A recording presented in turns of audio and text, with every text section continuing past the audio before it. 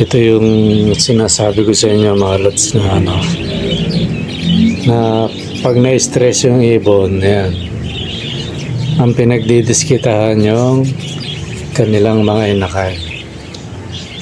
Yan. Hindi ko lang kung mapipisa pa yung mga kasama nito. Ito medyo malaki na eh. Ano to mga lods? African to eh. Yan, yan ang epekto pag na-stress ang ibon mga lods. Let it, bang, bang. Magandang araw mga lods. Yan, kita nyo yung medyo malaki na pero kita nyo yung ulo. Maraming tuka. Yan, tinuka ng yan, inahin. Yan yung yung matapik ko nung nakaraan. Ayan pag nung umalis ako, pagbalik ko, eto na siya. Yan, malapit sa may kasi to eh. Malapit to sa kalsada, yung kulungan nila. Sa may daanan. Ayan, ito yan, yung kulay blue na yan. Tapos yan lang yung kalsada, mga lods, yung bagong kalsada. Sa tapat na yan, dyan nagpapaputok yung mga bata. Kaya, ayan, yung halos yung mga nandyan, na-stress na. Yung isa, hindi na pinisa yung itlog. Tapos yan, naman niya. Pinatay yung inakay, mga lods. Yan, inalis ko na yung dati dyan eh. Bago na yung dyan eh. Tapos ang nakakadagdag pa dyan yung pusa. Kaya lang, wala na akong alam na solusyon sa pusa, mga lods eh. Kung babalutan natin lahat yan, magastos yan. Ayan mga lods, yan yung yan yung sinasabi ko sa inyo na totally bago ko na itatapik minsan yan, sabi ko nga sa inyo, na-experience ko yan. Akala ko okay na yung nadalawahan ako eh, natatluhan pa ako mga lods. Pero okay lang yan kasi kasama sa pag-iibon yan eh.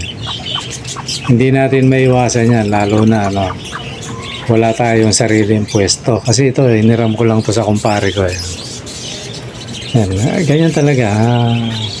Panahon ng ngayon eh, disaster. Pero nakaraang taon, hindi naman napansin ko, wala namang ganyan sa ibong ko eh. Yan, kaya dapat kong gawin yan. Pag hindi pa rin naglubay yung mga yan, bibili na ako ng destros. Kasi medyo pa tayo ngayon mga lods eh. May nasikaso pa tayo eh. Tapos yung isa rin yung laging kumakagat sa kamay ko. Yun, dinagdagan ko itlog nun. Ngayon, nauubos na. Hindi ko alam kung siya yung tumutok o yung yung mga kasama niya. Baka pinapasok Kaya siguro babawasan ko yung mga yung mga nasa gala. Kasi yan eh. Bala kong i-separate yung mga kulay-kulay. Siguro tanggalin ko yung mga African doon sa kulungan na isa. Diba may mga African na nakakulong. May kulungan akong bakante yung nasa dating bintana. Malaki naman yun. Pag sasama-samahin ko sila, sasabit ko na lang siguro sa gilid. Tapos i-separate ko na yung kasi dumadami na yung mga puti. Tapos yung dilaw naman, meron pa rin, tsaka kremeno, pero yung kasi yung mabenta mga lods eh, tsaka yung yung mga pied. Kaya yung mga naghahanap ng pied, napakakunti na lang. Pero meron dito mga spangle na pied. Yan. Kumbaga siya, dominant spangle ang dating. Mix mutation. Kasi dati spangle lang, pero ngayon spangle na dominant pied pa mga lods. Yun, mabenta yun, kaya meron pa naman, kaya lang medyo may tumingin nung isang araw. May tumingin kaya lang nasa congregation ako nung siya, kaya totally dalawa sila kaya sabi ko pasensya na kasi nasa ako. Yung isa okay naman, di pa naman siya nakapagsalita kung anong kailangan niya. Nag-uumpisa pa lang siya Siyempre ayaw nating maabala pag nasa ano tayo. Ganun tayong session. Bawal kasi yun mga lods sa ano namin. Tapos yung isa, taga Angono Rizal yan. Siya yung nag-chat sa ano sa dito sa may comment section. Eh, sabi niya parang hindi ko yata siya nasasagot o hindi niya nakikita. Sabi niya dito na ako mag-chat sa sa comment section, sabi niya. Kaya yun, na ko na siya, nakausap ko na. Ngayon ang target lang ni Lods yung yung magic plant, yung Chinese violet. Wala raw siyang makita sa lugar niya. Ngayon sabi niya bibili siya sa akin. Ngayon ko naman tapos sabi pa niya kukuha tuloy siya sa akin ng ng line, kumbaga linyada. Kasi maganda yung linyada mo, Lord, sabi niya. So ngayon, pag kumuha siya sa akin ng ililibre ko na yun. Bibigyan ko siya yung buhay na yung nasa paso. Tapos paramihin mo na lang yun, Lods. Laki-laki yung paso nun. Yung nga lang, ang problema, yun, nasa panahon tayo ng ngayon, siyempre, papasko ng sanlibutan, mga Lods.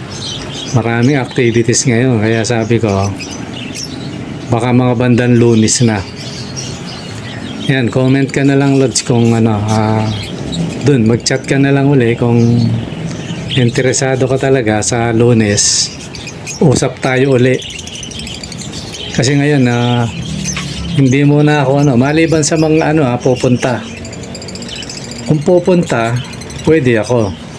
Basta wag lang sa hapon, kasi hapon wala na ako Kung pupunta at bibili, pwede naman. Pero kung i-deliver, siguro muna kasi, gaya na sabi ko, diba, pahirapan sa deliver. Totally, medyo malaki expenses ko sa mga Lods Kailangan mo lang isa yung nagdi-deliver natin para i-deliver. Ayoko kasi sa mga Lods pasensya na may nag-deliver sa inyo. Hindi naman lahat. Kasi experience ko na yun kinakawawa yung dinideliveran Halimbawa, lang ang bayad, 150. Nagiging 300, gano'n. Tapos pag malayo, imbis na 500 lang, nadodoble, nagiging 1,000 sayang naman yung yung pera ng mga kasama natin. Diba, no? Kaya nag-o-offer ako ng na pre-deliver Kasi, basta tatlong pares. At saka wag naman sobrang layo. Siguro kahit medyo mabawasan yung kita ko na okay lang yun. Basta ang importante sa akin, safe yung ibon, mga Lods. Tapos makarating ng maayos sa inyo. Kasi pag ibang rider, ako, karanasan ko na to, kaya alam ko sabihin. Wala kawawa yung kawawa yung di ko lang binlag dati. Kawawa ibon ayoko naman ng ganun. Siyempre, bumili yung tao. Ang inaasahan niya, maayos darating. Tapos, darating ng rider, ganitong oras. Ano ba yung ibig ko sabihin, mga Lods, yung ang ibon, naghintay ng sobrang tagal. Imbis na sana pagkakuha rito, biyahe agad. Imbis na 1 o 2 oras lang makarating, naabot ng maghapon.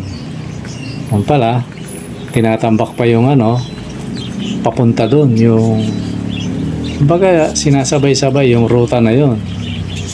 Kawawa naman lang buti kung gamit lang yan, pwede. Diba, kaya yun, medyo nadala na ako doon, kaya ayun, may rider naman tayo, kaso busy naman lagi. Kaya yan dapat yun sabay sana kay JR yun pero si Lods nag-time out kung pwedeng bukas. Buti na lang nag-time out siya kasi talagang hindi pwede kasi busy yung yung rider natin. At saka pala, medyo malaki yung para malaman nyo, medyo malaki yung binibigay ko ron. Medyo nadulas ako ng konti dahil yung presyo mababa pero okay lang naman sa akin yun.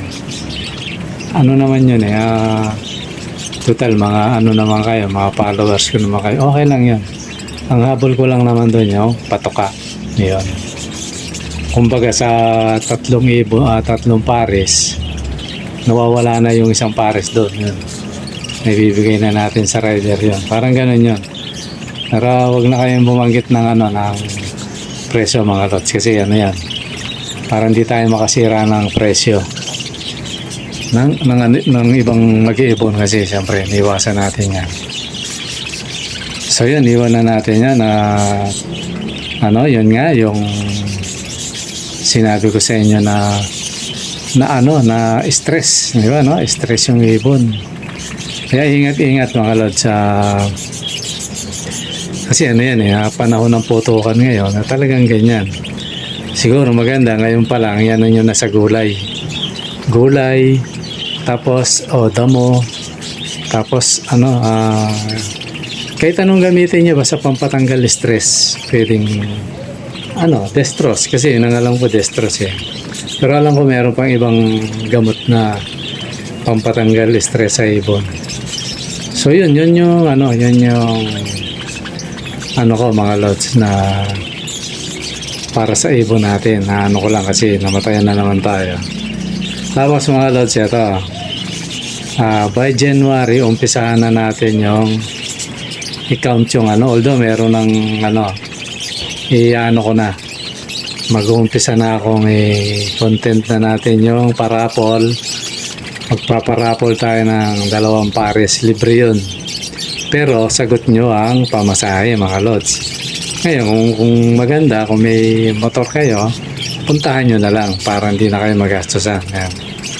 Kaya ngayon pa lang mag-comment na kayo mga lods para maglista tayo ng maglista. Comment lang ng comment para malay nyo, matsambahan nyo mga lods. Tapos yung yung sa lahat ng mga yung gustong bumili hanggat maaari. Alam ko itong huli yung nag-share sa akin. Hello sir, sabi niya. Sabi sa akin siguro tatanungin niya kung busy ako ano yun lods, kung mapanood mo to, ano pang petsa ngayon, bali 18 yan, hanggang ano ba yung 23, tingnan natin mga lods ano yung 23, kasi yun niiwasan ko lang naman yun Webes. Yan lods, itong mga panahon na to, wag lang hapon basta umaga. Yan, yung alam ko bibili yata yun dahil nung nakarampa yun akala ko sabi niya pwedeng pag punta kagad, pwede naman yun lods, basta nandito ako. Ayan, kung mag-chat ka na lang kung balak mong kasi ito yata yung balak bumili o ka na lang lods, chat ka na lang. Ngayon halimbawa nag-chat ka sa akin ng umaga, tanungin mo kaagad ako kung pwedeng pumunta para basta lang huwag ka lang pupunta ng mula tanghali pataas. Dapat umaga hanggang tanghali lang kasi maalis ako. Itong panahon na to lagi kaming umaalis. Last quarter na namin kasi to Kaya lagi akong wala sa bahay. Nung nakaraan wala ako sa bahay kasi may trabaho tayo. Pero ngayon medyo rest muna.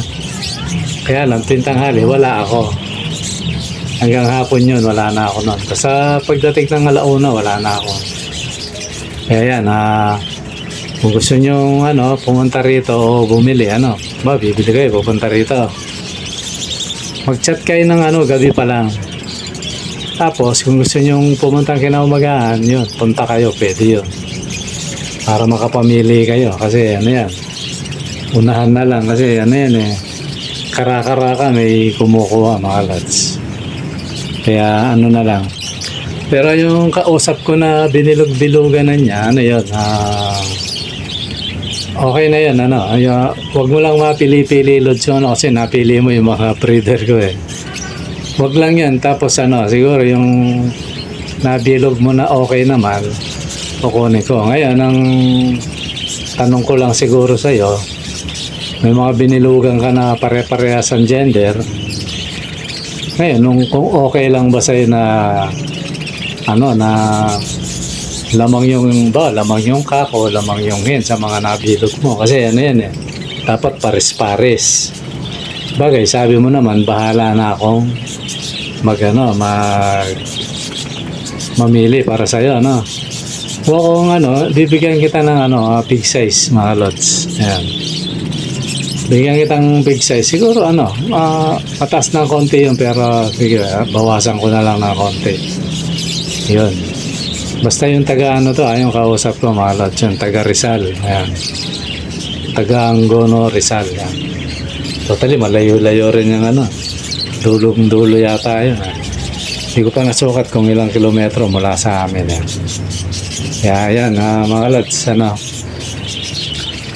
siguro ngayon, samantalahin nyo. Tapos kasi sa bandang January, yan, nagpabalak akong umuwi. Pero pag uwi ko, saglit lang naman yan, 2 days lang.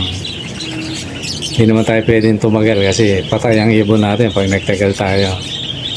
Tapos, baka, ayun, may gagawin uli. Kaya, yan, busy na naman tayo. Pero okay lang yan kasi at least, para masuportahan natin yung ating mga alaga. Yan. Kaya, yun lang yung natin mga idol. At Merry Christmas and a Happy Birthday sa inyong lahat. Di ba? Tapos Happy New Year na rin, advance. Yan, sana iwasan natin yung mga paputok na yan, mga delikadong kasi baka mamaya magbagong taon tayo na bawas na yung daliri natin, mga lods. Okay, mga lods, siguro hanggang dito lang at maraming salamat. Bye-bye. Oops, teka lang mga lods. Kung matagal ka nang nanonood dito at hindi ka pa nakasub at mahilig ka rin lang sa ibon, baka wala ka pang ibon, mag-sub ka na, sabay i-share mo, mga lods, para may chance kang manalo ng mga kits, mga idol. Basta lagi lang mag-comment.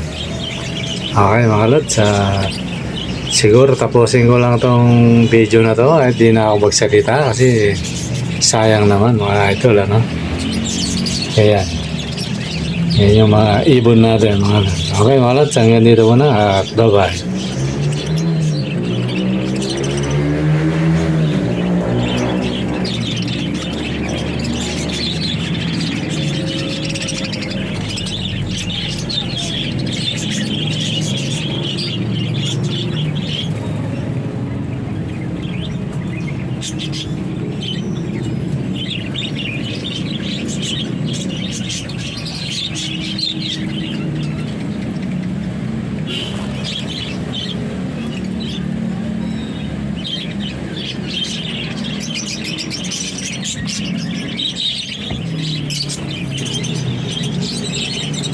Oops, huli ka, Balbon. Alam mo, tiyan na. Huli ka ngayon.